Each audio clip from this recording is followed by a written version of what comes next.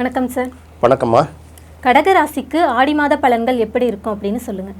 கடகராசிக்காரர்களை பொறுத்த வரைக்கும் இந்த சிவராஜ யோகம்ங்கிறது ராசியிலே இருக்கிறதுனால நிறைய பேர் பார்த்திங்கன்னா உயர் பொறுப்புகளுக்கு இந்த தடவை வருவாங்க. நீண்ட நாளாக காத்துக்கிட்டே இருப்பாங்கல்ல, உரிய தகுதி இருக்கும், அதுக்கான வாய்ப்பும் இருக்கும். ஆனால் பார்த்திங்கன்னா அந்த பதவி ஆணை மட்டும் வராமல் சில பேர் காத்துட்ருக்கோம்ல, அதெல்லாம் பார்த்திங்கன்னா இந்த மாதம் அந்த ஆடி மாதத்தில் கிடைப்பதற்கான வாய்ப்புகள் அதிகம்.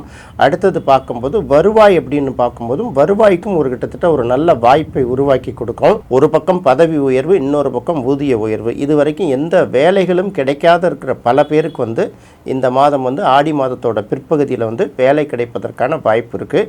ஏன்னா சிவராஜ யோகம் அப்படின்னாலே ஒன்று பார்த்திங்கன்னா ஃபஸ்ட்டு என்ன சொல்லுவாங்க, அரசு சார்ந்த, அதுக்கப்புறம் அரசியல் சார்ந்த, அல்லது எந்த பொறுப்பில் இருந்தாலும் அந்த துறையில் உயர் பொறுப்பு சார்ந்த அப்படின்னு சொல்லுவாங்க. அந்த மாதிரி இடங்களில் நிறைய பேருக்கு வாய்ப்பு கிடைக்கும். குறிப்பாக கடகராசிக்காரர்களுக்கு ஆடி மாதத்தோட பிற்பகுதி மிகவும் உயர்ந்த பலன்கள்லாம் நடக்கும் அப்படிங்கிறத நம்ம மேலோட்டமாக சொல்லலாம். அடுத்தது பார்க்கும்போது ராசியாதிபதி அப்படின்னு சொல்லுவோம். ராசியாதிபதிங்கிறது சந்திரன். சந்திரன் 2.25 நாளைக்கு ஒரு தடவை ஒரு ராசியை விட்டு போயிட்டா கூட ராசிநாதன் சந்திரன் 2ஆம் இடத்துலேருந்து தான் இந்த மாதம் தொடங்குது. பொதுவாக சந்திரன் 2ஆம் இடத்துல இருந்து ஆரம்பிக்கிறது அவர்களுக்கு ஒரு நல்ல பலனை தான் பார்க்கலாம். அதே சமயத்தில் சுக்கிரனும் அதே இடத்துல இருக்குது, கேதுவும் அதே இடத்துல இருக்குது. சுக்கிரனை பொறுத்த வரைக்கும் 4ஆம் இடத்துக்கும் 11ஆம் இடத்துக்கும் உரிய கிரகம். சுக்கிரன் பாதகாதிபதியாக இருந்து 2ஆம் இடத்துல இருக்காரு, கூடவே கேதுவும் இருக்குது. மாதத்தோட தொடக்கம் சற்று நம்ம எடுக்கக்கூடிய முயற்சிகள்லாம் பார்த்திங்கன்னா பெரிய அளவுக்கு வெற்றியை கொடுக்காது. அது அப்படியே இருக்குமா அப்படின்னு பார்த்திங்கன்னா அப்படிலாம் இருக்கிறது காலப்போக்கில் மாறிடும். பொதுவாக 2ஆம் இடத்துல இருக்கக்கூடிய சுபக்கிரகம் அப்படின்னு பார்த்தா கூட சுக்கிரன் 2ஆம் இடத்தில் இருந்தாலும் ஒரு வகையில் அவர் இந்த ராசிக்கு பாதகாதிபதி. அவர் கூட கேதுவும் இருக்கிறதுனால என்ன நடக்கும் அப்படின்னு பார்த்திங்கன்னா எதெல்லாம் நமக்கு வரும் அப்படின்னு எதிர்பார்த்துருந்தோமோ அதையெல்லாம் என்ன பண்ணும், கேது வரவிடாமல் தடுத்து விட்டுடும். இன்னொரு பக்கம் பார்க்கும்போது இதெல்லாம் நமக்கு வரவே வராது, நம்ம ஏற்கனவே முடிவு பண்ணி வச்சுருக்கோம்ல, அதெல்லாம் பார்த்திங்கன்னா சொல்லி வச்ச மாதிரி சேர்ந்துக்கிட்டே இருக்கும். அதனால் வருவாயில் பார்த்திங்கன்னா எதிர்பாராத வருவாய் கிடைக்கும், எதிர்பார்த்த வருவாய் தடைப்படும். அடுத்தது குடும்பத்தில் அப்படின்னு பார்க்கும்போது சந்திரன் 2ஆம் இடத்துல இருக்குது, சுக்கிரனும் 2ஆம் இடத்துல இருக்கிறதுனால மன மகிழ்ச்சியான விஷயங்களில் நம்ம கழிக்கணும் அப்படிங்கிற ஒரு எண்ணம் அவர்களுக்கு இருக்கும். குடும்பத்தில் எல்லாரும் மகிழ்ச்சியாக இருக்கும்னு சில முயற்சிகள்லாம் எடுத்துக்கிட்டு அதெல்லாம் செயல்படுத்த ஆரம்பிப்பாங்க. ஆனாலும் பார்த்திங்கன்னா அவ்வப்போது அதில் சில தடைகள் இருந்துக்கிட்டே இருக்கும். அப்படிங்கிறதுனால 2ஆம் இடத்தை பொறுத்தவரை சந்திரனும் இருக்குது, சுக்கிரனும் இருக்குது, கூடவே கேதுவும் இருக்கிறதுனால நாகங்களோடு சேர்ந்து இருக்கக்கூடிய அம்மன் கோயிலில் வழிபடுவது அவர்களுக்கு ஒரு நல்ல பலனை கொடுக்கும் அப்படின்னு சொல்லலாம். இன்னொரு பக்கம் பார்க்கும்போது சந்திரனும் துணியை குறிக்கக்கூடிய கிரகம், சுக்கிரனும் துணியை குறிக்கக்கூடிய கிரகம். சந்திரனுங்கிறது காட்டன் துணின்னா சுக்கிரனுங்கிறது பட்டு துணி. இடையில கேது வர்றதுனால கேதுவை நீங்கள் எப்போதுமே துண்டிக்கிறதா எடுத்துக்கணும், அல்லது ஊசியாக எடுத்துக்கணும்.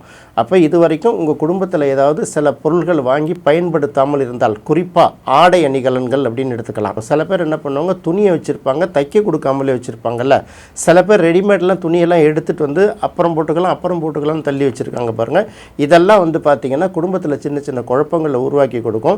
இந்த மாதம் எந்த துணியும் வீட்டில் வைக்காதீங்க. அப்படி ஏதாவது தைக்க வேண்டிய துணி இருந்ததுன்னா அதை எடுத்துக்கொண்டு டைலர்கிட்ட கொடுத்துட்டாங்கன்னா கடகராசிக்கு அது ஒரு மிகப்பெரிய பரிகாரமாக இருக்கும். ஒருத்தவங்களுக்கும் ஒரு சிக்கல் இருந்தால் கூட இது குடும்பஸ்தானம் அல்ல. இப்போ வருவாய் வரக்கூடிய இடங்களை எல்லாம் அது கை வச்சிடுங்கிறதுனால முதல்ல துணிமணிகளை எப்போதுமே தைக்காமல் இருக்கக்கூடாது, தைக்கிறதுக்கு கொடுத்துடணும். தச்சு எடுத்து இந்த துணிமணிகளும் போடாமல் வச்சுருக்கக்கூடாது, ஒரு தடவையாவது போட்டு கழட்டிடணும். இதெல்லாம் பார்த்துக்கணும். இதுதான் அவர்களுக்கு நம்ம முக்கியமாக சொல்ல வேண்டியது. மாதத்தோட முதல் 2 வாரங்கள் நெருக்கடி இருந்தாலும் மாதத்தோட கடைசி 2 வாரங்கள் நல்ல மன மகிழ்ச்சியையும் வருவாயையும், இன்னும் சில பேருக்கு புதிய புதிய பொறுப்புகளையும் கொடுக்குங்கிறதுனால அவங்க கவலைப்பட வேண்டிய அவசியம் கிடையாது. அடுத்து பார்க்கும்போது ராகுங்கிறது பார்க்கும்போது 8ஆம் இடத்துல இருக்குது. பொதுவாக 8ஆம் இடத்துல இருக்கக்கூடிய ராகு என்ன பண்ணணும்னா ஆசைகளை அதிகமாக மூட்டி அந்த ஆசைகளை நிறைவேற்றுவதற்காக ஒரு குறுக்கு வழிகளை கையாள செய்து நம்மை குற்றவாளியாக்கி நம்மளை பாதிப்பில் இழுத்து விட்டுடும். சில இடங்களில் என்ன பண்ணால் நம்மளை அபராதம் கட்டுவதற்கான ஒரு வாய்ப்பையும் கிரியேட் பண்ணி கொடுத்துரும். அதனால் நமக்கு இழப்பும் வரக்கூடாது, நம்ம அபராதமும் செலுத்தக்கூடாதுங்கிறதுனால கொஞ்சம் இதெல்லாம் நமக்கு சாத்தியமா, இது நமக்கு சாத்தியம் உண்டா இல்லையா, எல்லாரும் போகிறாங்கன்னா அவங்களுக்கு சில நேரங்கள் நல்லாயிருக்கும், நம்மளால் அது மாதிரி இருக்க முடியாதுல்ல. அதனால் யோசித்து நிதானித்து ஒன்றையும் யோசித்து ஆராய்ச்சி செஞ்சாங்கன்னா அவர்களுக்கு எதுலேயும் நெருக்கடி வராது. அடுத்தது 8ஆம் இடத்து ராகு அப்படிங்கிறது வயிற்றில் சில வயிற்று பிரச்சனைகள்லாம் உருவாக்கி கொடுக்கும். பெண்களாக இருக்கிற பட்சத்தில் அவர்களுக்கு இந்த மாதவிடாய் பிரச்சனைகளும் உருவாக்கி கொடுக்கும். அதனால் உடல் ரீதியாக எப்போதும் கவனமாக இருக்கும், உணவு விஷயத்தில் ரொம்ப கவனமாக இருக்கணுங்கிறத இப்போதைக்கு முக்கியமாக பார்க்க வேண்டியது. அதுக்கு அடுத்து பார்க்கும்போது சனி 9ஆம் இடத்துல இருக்குது. சனி 9ஆம் இடத்துல இருக்கிறது 7ஆம் இடம் 8ஆம் இடத்தை விட 9ஆம் இடத்துல இருக்கிறது வந்து ஒரு வகையில் நல்ல பலனை தான் கொடுக்குங்கிறதுனால இது வரைக்கும் அவங்க வந்து கடுமையாக போராடிட்டு இருக்காங்கல்ல, அதுக்கெல்லாம் வந்து இப்போ தான் வந்து கொஞ்சம் கொஞ்சம் அவங்களோட முயற்சிகள் வந்து பலிதமாகும். இன்னும் சொல்லப்போனால் குருவோட பார்வை, ராசியில் இருக்கக்கூடிய குருவோட பார்வை 9ஆம் பார்வை சனிக்கு கிடைப்பதால் அவர்கள் இதுவரைக்கும் போட்ட விஷயங்கள் எல்லாத்துக்குமே வந்து தடைகளை எல்லாம் கடந்து கொஞ்சம் கொஞ்சமாக முன்னுக்கு வருவதற்கான வாய்ப்புகளை வந்து அது உருவாக்கி கொடுக்கும். கடந்த மாதத்துலேருந்து அது ஆரம்பிச்சிருக்கணும், ஆனால் வந்து குருவோட சுக்கிரன் சேர்ந்திருந்து அதை கிடைக்க விடாத அளவுக்கு எல்லாருக்கும் பண்ணிட்டதுனால இப்போ வந்து அதற்கான வாய்ப்பு ஓரளவு அதிகமாக இருக்குது அப்படின்னு நம்ம பார்க்கலாம். அதுக்கு அடுத்தது பார்க்கும்போது 11ஆம் இடத்தில் செவ்வாய் இருக்குது. செவ்வாய் வந்து 11ஆம் இடத்துல இருக்கிறது பொதுவாக நல்லதுன்னா கூட இந்த ராசிக்கு வந்து அது நல்லதில்லை. கடக லக்னம் கடக ராசிக்கு வந்து முழுமையான சுபக்கிரகம் எதுன்னு பார்த்தா செவ்வாய் தான். ஸோ 5ங்கிறது வந்து நமக்கு மனதுக்கு பிடித்த விஷயம், 10ங்கிறது நம்ம சாதனை பண்ணுற விஷயம். ஸோ அந்த 5ம் 10ம் சேர்ந்து 11ஆம் இடத்துல உட்கார்றது விசேஷமாக இருந்தாலும் கூட இந்த இடத்துல ஒரு பக்கம் பாதகஸ்தானத்தில் உட்காந்து அதுக்கு சனியோட பார்வையும் கிடைக்கிறதுனால என்ன தான் முயற்சி பண்ணால் கூட 100% முயற்சி பண்ணால் கூட குறைந்தபட்சம் இந்த 35 மார்க்காவது வாங்குவோமா அப்படிங்கிறது பெரிய நெருக்கடியில் இருந்திருக்கும். போராடிக்கிட்டே இருப்பாங்க.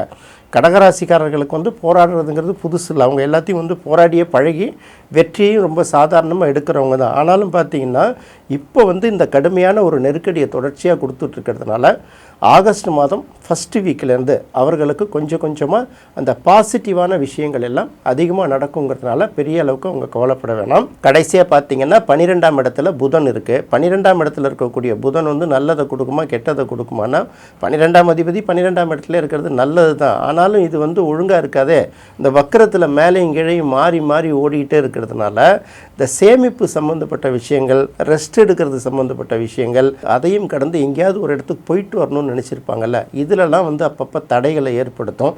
இதெல்லாம் தடையாக இருக்குன்னு சொல்லிட்டு ஒத்தி வச்சாங்கன்னா அதுக்கான வாய்ப்பு உடனே கிடைக்கும். ஏன்னா புதனுடைய இந்த வக்ரகதி வந்து கொஞ்சம் நார்மல் ஆகிற வரைக்கும் அந்த இழுபறி இருக்க தான் செய்யும். அது பார்த்திங்கன்னா 2வது வாரத்துக்கு அப்புறமே மாறி போயிடும். ஒட்டுமொத்தமாக பார்க்கும்போது இவர்களை பொறுத்தவரையில் இவர்களுக்கு வந்து ராசியிலே இருக்கக்கூடிய குருவும் சூரியனும் அவருக்கு வந்து கண்டிப்பாக கடகராசிக்காரர்களுக்கு மாதத்தோட கடைசி 2 வாரத்துக்குள்ளே ஒரு நல்ல வாய்ப்பையும் பேரையும் புகழையும் ஏற்படுத்தி கொடுக்கும்.